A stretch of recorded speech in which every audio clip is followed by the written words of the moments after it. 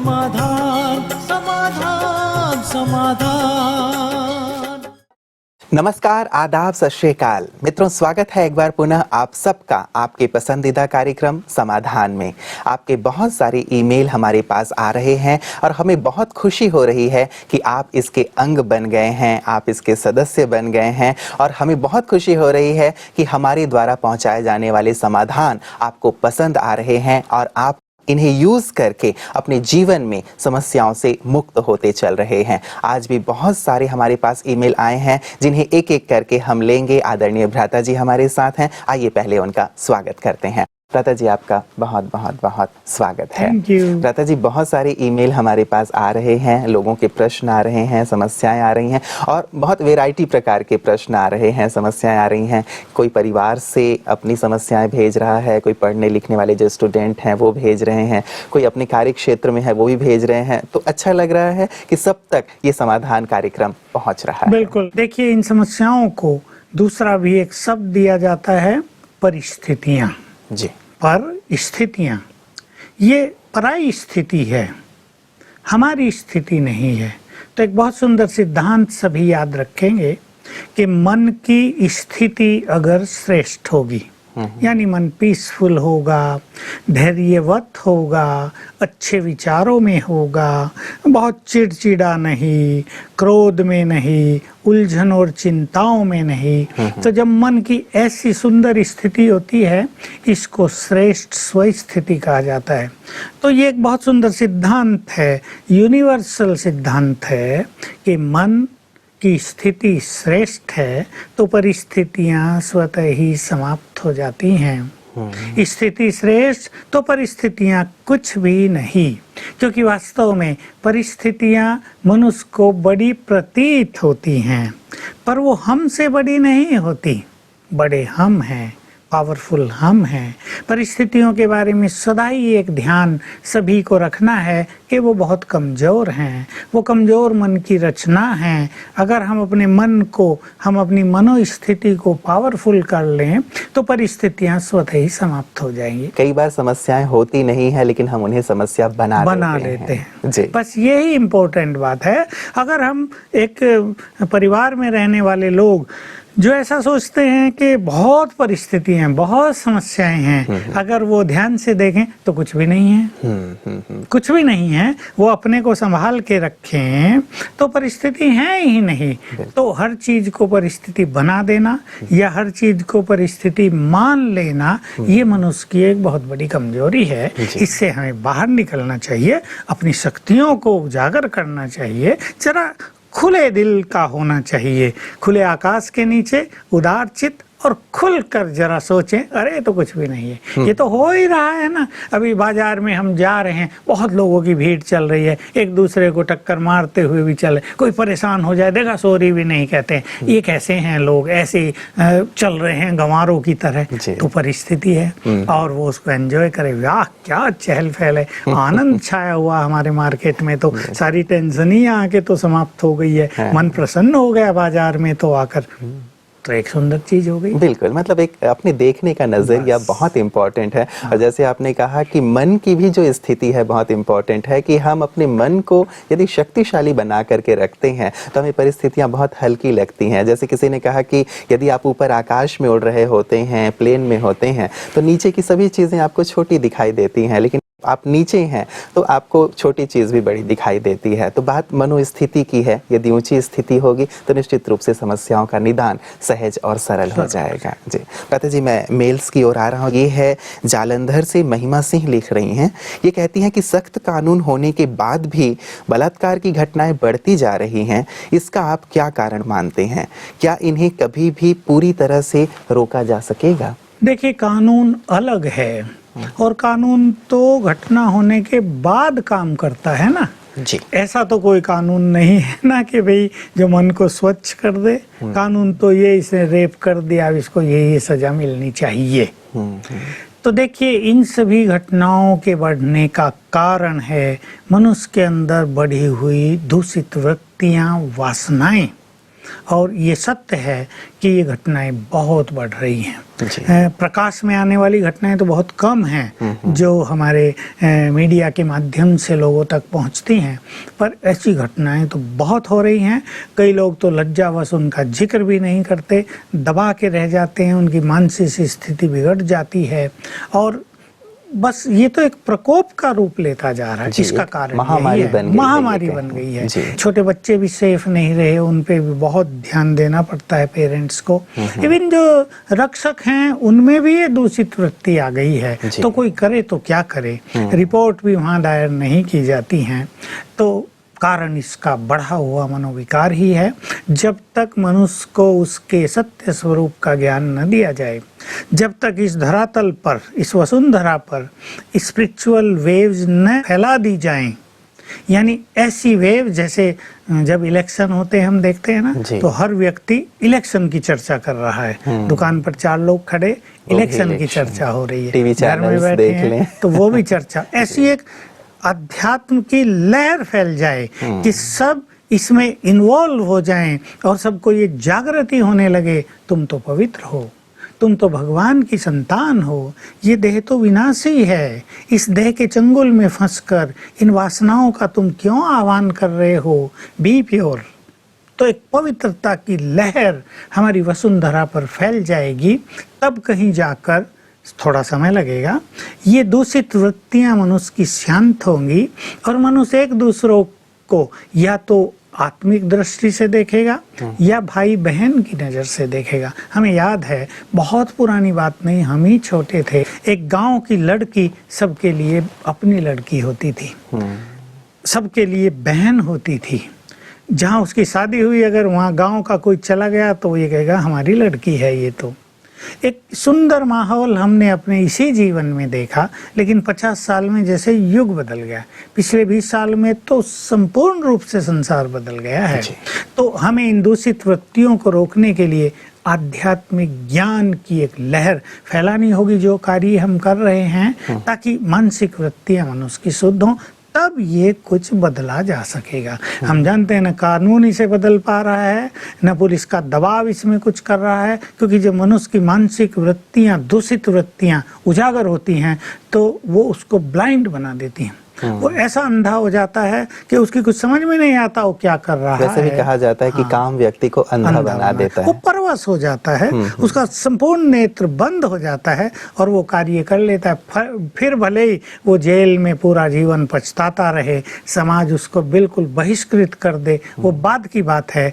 निश्चित रूप से उस मनुष्य को भी अपनी गलतियों का आभास तो होता है, लेकिन तब तक तो खेल बिगड़ चुका होता है। जी जी जी। तो भ्राता जी, एक आध्यात्म की लहर की आवश्यकता है और हर एक व्यक्ति भी आध्यात्मिकता को अपने जीवन में लाए, लेकिन यदि जब तक आध्यात्म की ये लहर, जैसा आपने कहा, कि चारों ओर फैले और सबकी वृत्तियां सतो प्रधान हो, तब तक थोड़ा वक्त तो लगेगा। अभी प्रेजेंट समय में जो लोग ऐसे हैं, जैसे महिलाएं, हमेशा सोचता हूँ कि एक ओर हम ये कह रहे हैं कि ये चीजें नहीं होनी चाहिए, दूसरी ओर हमारे टीवी चैनल्स पर गंदे दृश्य दिखाए जा रहे हैं, मनुष्य की, युवकों की दूषित वृत्तियों को बढ़ाया जा रहा है।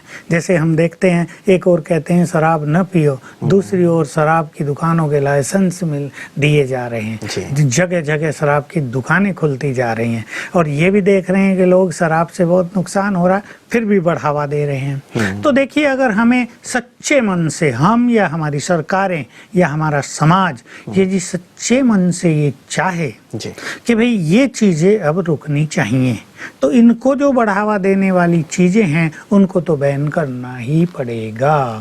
और ऐसा नहीं कि टीवी चैनल्स इनके बिना नहीं चल सकते, हमारा भी तो चैनल है जो बिना इनके ही चल रहा है, जहाँ संपूर्ण शुद्धता है।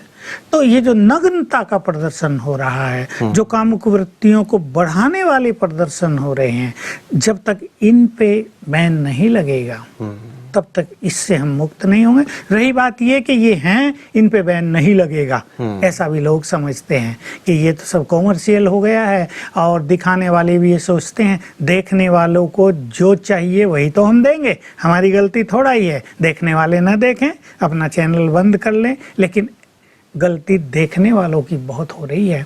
इसलिए परिवारों में जो परिवार बहुत समझदार हैं, जो अपने बच्चों को चरित्रवान बनाना चाहते हैं, वो ऐसे चैनल्स न देखें। जब ऐसी बुरी ऐड आती हैं उनको बंद करें, क्योंकि एक सूक्ष्म चीज़ मैं इसके पीछे जानता हूँ। मैं बिल्कुल साफ कहता हूँ, एक लड़की बाजार में चली जा रही है, उसका चित्त बहुत पवित्र है, वो इन दूषित वृत्तियों से मुक्त है, उसके बारे में दूसरों को गंदे विचार आएंगे भी नहीं। लेकिन एक लड़की चली जा रही है, कोई भी लड़की हो या औरत हो, उसकी अपनी मानसिक वृत्तियां बहुत दूषित है, उसकी नज़र इधर उधर जा रही है, उसके बारे में ही लोगों को गलत विचार उठेंगे।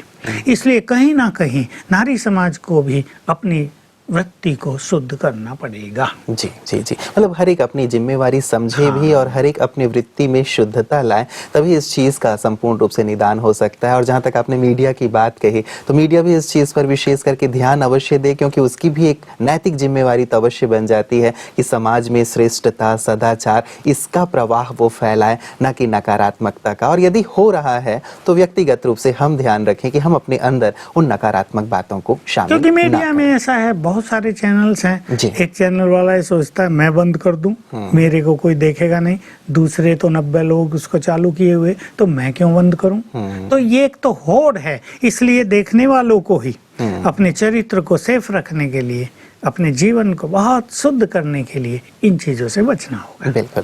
भ्राता जी, अगला जो हमारे पास मेल आया है, इसमें हमारी एक बहन लिखती हैं कि मेरी मम्मी की उम्र लगभग 48 वर्ष है और वो पिछले 10-12 वर्षों से डिप्रेशन की शिकार हैं और अभी लगभग उन्हें नींद भी नहीं आती, खाना भी वो ठीक से नहीं खा पाती हैं, सारे दिन कमरे में ही बंद रहती हैं।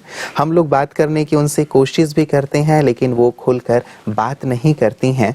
तो उनके लिए क्या कोई आध्यात्मिक उपाय हो सकता है कि वो डिप्रेशन से बाहर आए? ये एक बहुत ही सीवियर, बहुत ही खतरनाक स्थिति डिप्रेशन की हो जाती है। तो देखिए, इसके लिए आध्यात्मिक उपचार ही सत्य उपचार हैं, क्योंकि मेरे अनुभव में इसके जो कारण हैं वो कुछ और हैं। अभी एक साइकेट्रिक डॉक्टर तो फिलोसोफर होता नहीं, वो तो गहन चिंतक भी नहीं होता। वो तो ये देख सकता है कि ब्रेन में कैसी कैसी डेफिशिएंसी हैं, या उसके कोर्सेज में जो उसको ज्ञान दिया गया है ये किस तरह का डिप्रेशन है, इसके लिए ये मेडिसिन है, वो इतना ही करेंगे जी। लेकिन देखिए, बहुत गुह्य रूप से हमें विचार करने की बात है। किसी ने किसी को 200 साल तक बहुत सताया है, 200 साल छोड़ो, चलो 25 साल बहुत सताया है, दूसरे को बहुत हर्ट किया है, उसकी खुशी को नष्ट किया है, उसकी नींद को समाप्त कर दिया है, उसके नेगेटिव वाइब्रेशंस निरंतर इनको आते रहते हैं। इसको कोई शक्ति रोक नहीं सकती। जो दूसरों को सता रहा है, हमारे व्यवहार के कारण दूसरे लोग परेशान हो रहे हैं, उनकी नींद खत्म हो रही है, उनकी खुशी जा रही है, उनके घर का माहौल भारी होता जा रहा है, तो उनके नेगेटिव वाइब्रेशंस इनको निरंतर आते रहेंगे। इसको लोग पाप नहीं समझते, पर ये बहुत बड़ा पाप है। दूसरों को सताना, दूसरों की खुशी छीन लेना, उनके मार्ग में अवरोध खड़े कर देना, उन पे तंत्र मंत्र करा देना, उनके बिजनेस को नष्ट करा देना, ये सब महापाप हैं। तो इनके इफेक्ट मान लो 25 साल से चलते आ रहे, अब धीरे धीरे वो वाइब्रेशंस इनको डाउन करेंगे। ये बात मैंने अब की कही, लेकिन ये हो सकता है 200-300 साल से किसी के साथ चला आ रहा हो। उस व्यक्ति के कुछ अच्छे कर्म, कुछ अच्छी फीलिंग्स, कुछ अच्छी मनोस्थिति भी हो तो ये काम न कर रहे हो, लेकिन आखिर जब उसकी मनोस्थिति डाउन हुई तो ये प्रभावी हो गए। तो इस माता के साथ यही हो रहा है। इसमें कुछ बुरा मानने की बात नहीं। मैं कहूँगा जिसने ये प्रश्न किया है, इसकी बच्ची ने, वो 1 घंटा राजयोग का अभ्यास करके अपनी माँ को योगदान करे। इसको हम योगदान कहते हैं।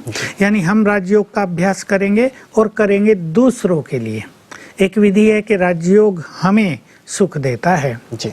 हमारे जन्म जन्म के पाप कर्मों को नष्ट करता है, हमारे विचारों को शुद्ध करता है। लेकिन यही काम हम राजयोग करके दूसरों के लिए भी कर सकते हैं। ट्रांसफर कर सकते हैं अपनी योग की शक्ति को, तो ये लड़की अपनी माँ के लिए 1 घंटा बहुत अच्छी तरह से राजयोग मेडिटेशन का अभ्यास करे, उसको डोनेट करे। ये इससे उसके वो सब निगेटिव वाइब्रेशंस जो इस पे बहुत हावी हो गए हैं कटने लगेंगे और इससे इसका मन कुछ प्रसन्न होने लगेगा। फिर इसे बात भी करें, इसको थोड़ा हंसाए बहलाएं, उसको अकेला ना छोड़ें और उसको तैयार करें कि वो कुछ काम करती रहे। देखिए, अगर डिप्रेस्ड व्यक्ति काम नहीं करेगा, नींद तो उसको आएगी नहीं, तो वो लेटा रहेगा और उसका डिप्रेशन गहरा होता जाएगा। इसलिए उसको काम में लगा दिया जाए। मैंने कई ऐसे केसेस कराए हैं कि जो अभी डिप्रेशन शुरू ही हुआ था, जिनकी बहुत ख़राब कंडीशन नहीं थी, उनको सेवाओं में लगा दिया, खूब काम कर दो तुम 8-10 घंटे, और मैं देखा 5-7 दिन में तो वो उससे बाहर आ गए। फिर इसके बाद ये माता जब थोड़ी सी जरा संभल जाए और अभी कोई उसके साथ बैठ के कराए, उसकी लड़की उसके साथ बैठे और शुरू करे लिखना, मैं भगवान की संतान महान आत्मा हूँ। 21 बार लिखे एक बार, फिर थोड़ा थोड़ा बढ़ा के 50 तक ले चले, फिर 108 तक ले चले। अगर ये क्रम जारी रखें तो इस विचार से कि मैं एक महान आत्मा हूँ, आत्मा से ब्रेन को बहुत प्योर एनर्जी जाती है और इससे डिप्रेशन ठीक हो जाते हैं। तो जैसा मेरे अनुभव में मैंने देखा, लोगों के डिप्रेशन 21-21 दिन में ठीक हो गए हैं, तो इनका भी ठीक हो जाएगा। जी भ्राता जी, जैसे आपने कहा कि शुरुआत यदि हो रही हो डिप्रेशन की, तब तो उनको कार्य में लगा दिया जाए, तब तो वो कुछ कार्य कर भी लेते हैं। लेकिन जैसे इनका केस है कि लगभग 10-12 वर्षों से इन्हें डिप्रेशन है और अब वो बिल्कुल कट ऑफ हो गई हैं। इनके बच्चे इनसे बात भी करना चाहते हैं, पूछना भी चाहते हैं, लेकिन फिर भी वो कुछ बोलती नहीं। तो क्या वो लिख पाएंगी या कुछ सोच पाएंगे? हाँ, यही समस्या है, इसलिए किसी को बैठ के शुरू कराना पड़ेगा। भले ही 2 बार लिखे, वैसा ही होता है, वो नहीं लिखते, फिर 5 बार लिखे। थोड़ा सा उनको घुमाए फिराए घर में हाथ पकड़ के, थोड़ा सा उनको मदद करनी पड़ेगी, उनकी इच्छा के विरुद्ध भी जाकर, क्योंकि उनकी इच्छा तो होती है अकेले बैठे पड़े रहे, जैसे सोई रहती हैं, डल होए रहे, नींद भी नहीं, पता नहीं किस दुनिया में खोए रहे, उनको कहीं लगाना पड़ेगा। थोड़ा सा घुमाए फिराए भी घर में, थोड़ा बाहर ले जाएं उनको, थोड़ा वो भी देखें, कुछ उनकी सोई हुई स्मृतियां जागृत हों, तो उनमें चेतना आ सकती है। लेकिन असंभव कुछ नहीं है, किया जा सकता है। कोई उनका शुभ चिंतक, जैसे इसकी लड़की है, ये बहुत शुभ चिंतक है इसकी, ये उसको इस तरह का साथ देके थोड़ा सा उसकी मालिश वालिश भी कर दे, उसके हाथ पैरों को दबा भी दे, क्योंकि एनर्जी ब्लॉक हो जाती है जहाँ तहाँ। बहुत अच्छा होगा कि उल्टा लेटा कर उसका जो स्पाइन कोड होता है ना, रीढ़ की हड्डी, उसके दोनों ओर मुट्ठी बांध के धीरे धीरे 5-7 मिनट दबा दिया जाए, तो वहाँ भी एनर्जी बहुत ब्लॉक हो जाती है। वो खुलने से ब्रेन को एनर्जी जाने लगेगी और काफ़ी फ्रेशनेस होगी। जी जी जी जी, निश्चित रूप से आपने बहुत सारे अच्छे अनुभव सुनाए हैं अपने भी, और साथ ही बहुत सारी उन्हें युक्तियाँ भी बताई हैं। इन्हें करने से उनकी माँ जल्दी से जल्दी डिप्रेशन से बाहर आ जाए, और हमारी यही शुभकामना है कि वो जल्दी से जल्दी बाहर आए और एक अच्छी गृहिणी बनकर अपने बच्चों की पालना करे, अपने घर को मंदिर बनाए, घर में फिर से खुशहाली का माहौल। क्योंकि आमतौर पे भ्राता जी यही होता है, घर में यदि कोई इस प्रकार से लेटा हो, बीमार हो, उसे तकलीफ हो, तो घर में खुशी का माहौल नहीं रह पाता। खास करके बच्चों के ऊपर यदि माँ ऐसी हालत में है तो बहुत ज्यादा उसका बुरा असर देखने में आता है। भ्राता जी, अगला जो हमारे पास मेल आया है, ये है उज्जैन से केदारनाथ साहू जी लिख रहे हैं कि मैं योग के बारे में सब कुछ जानता हूँ, लेकिन मेरा योग नहीं लगता। जब मैं योगाभ्यास के लिए बैठता हूँ तो मन भटकने लगता है। मुझे अच्छा योग करने की इच्छा है, योगी बनने की इच्छा है, कृपया मेरा मार्गदर्शन करें। हाँ, ऐसा कुछ प्रारंभिक समय में कई अभ्यास करने वालों के साथ होता ही है, लेकिन जब मनुष्य धीरे धीरे अभ्यास कर लेता है और अनुभव हो जाता है, फिर वो इन चीज़ों से पार हो जाता है। तो साहू जी का राजयोग में बहुत इसको सफलता नहीं मिल रही है। इसमें इनको पहले तो ध्यान देना है कि वो सारा दिन सोचते क्या हैं जी। वो सोचते रहते हैं जो उन्हें नहीं सोचना चाहिए, क्योंकि हमारी ब्रेन की भी एक स्थिति है, हमारे मन की भी एक श्रेष्ठ स्थिति है। हमारी बुद्धि को भी कुछ भोजन चाहिए। बुद्धि का भोजन प्योर फूड, प्योर थॉट्स, बिल्कुल जितने सुंदर विचार होंगे हमारी बुद्धि आनंद का अनुभव करेगी। हम सारा दिन खुली आंखों से संसार को देखते हैं, हम क्या देख रहे हैं? कहीं हम वो तो नहीं देख रहे हैं जो हमें नहीं देखना चाहिए। अनेक बार क्या हो रहा है कि जब मनुष्य कुछ भी देखता है उसका चिंतन उसके मन में चलता ही रहता है। जी बिल्कुल, मन की ये बड़ी सूक्ष्म गति है, जो हमने देखा उसका चिंतन मन में प्रारंभ हो गया। तो कहीं साहू जी ऐसी चीजें तो सारा दिन नहीं देख रहे जिससे व्यर्थ चिंतन उनके मन पर हावी होता जा रहा है। इन चीजों से इन्हें बचना होगा, इम्पोर्टेंट चीज है। अगर ये इनसे नहीं बचेंगे तो जब ये राजयोग मेडिटेशन की प्रैक्टिस में बैठेंगे तो मन इनको बार बार उधर ही खींच कर ले जाएगा।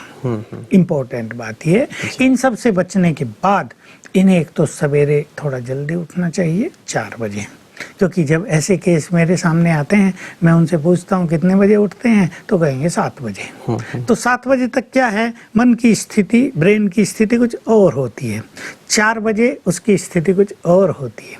4 बजे उठें, थोड़ा अव्यक्त महावाक्यों का, ईश्वरीय महावाक्यों का अध्ययन करें, अपने को फ्रेश करें, थोड़ी खुली हवा में, अगर इनके पास मौका हो घर के आंगन में या बरामदे में, पैसेज में, कहीं भी थोड़ा घूम फिर कर थोड़ा सा खुले विचार करें।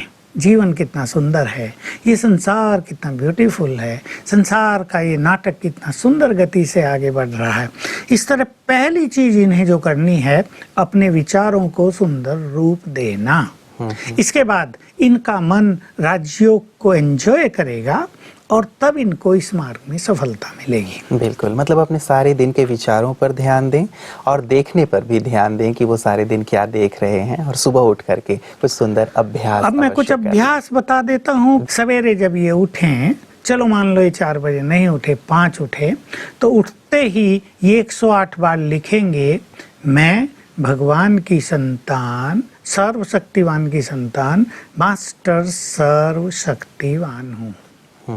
इससे क्या होगा कि उठते ही शक्तिशाली वेव्स इनके ब्रेन में प्रवेश करने लगेंगे। बहुत सुंदर अनुभव लोगों के हैं। 108 बार उठते ही लिखा, अब इतना ही लिखना है, मैं मास्टर सर्वशक्तिवान हूँ। तो बहुत एनर्जेटिक हो गए। इसमें 10, 12, 15 मिनट ही लगे, लेकिन बहुत एनर्जेटिक हो गए। जो नींद और सुस्ती का एक प्रकोप सा था देह पर और मन पर, वो जैसे आवरण ही हट गया। ऐसे ही सोने से पहले, भगवान की संतान हूँ मैं एक महान आत्मा हूँ, 108 बार लिखें। इससे ब्रेन को बहुत प्योर एनर्जी जाती है। उसके बाद सोना चाहिए, उसके बाद काम काज नहीं, बस अपनी कॉपी रखो और सो जाओ। इससे जो सर्किल है 24 घंटे का, वो बहुत सुंदर हो जाएगा। एक ही अभ्यास करना चाहिए। दूसरी चीज, फिर अभ्यास करना चाहिए आत्मिक स्वरूप पर स्वयं को स्थित करने का, फिर परमात्म स्वरूप पर स्थिर करने का। ये काम पहले 10-10 सेकंड से शुरू करें, फिर आधा सेकंड, आधा सेकंड, आधा सेकंड आत्मा पर, आधा सेकंड परमात्मा पर। ऐसा स्वरूप का चिंतन करते हुए उसमें स्थिर होंगे तो धीरे धीरे मन योग का आनंद लेने लगेगा। बहुत सुंदर भ्राता जी, जो आपने अभ्यास बताए हैं, निश्चित रूप से केदारनाथ जी का योग अवश्य लगेगा और उसका वो आनंद जरूर लेंगे। आज आपने जिन भी प्रश्नों का उत्तर दिया भ्राता जी, उसके लिए आपका बहुत बहुत धन्यवाद।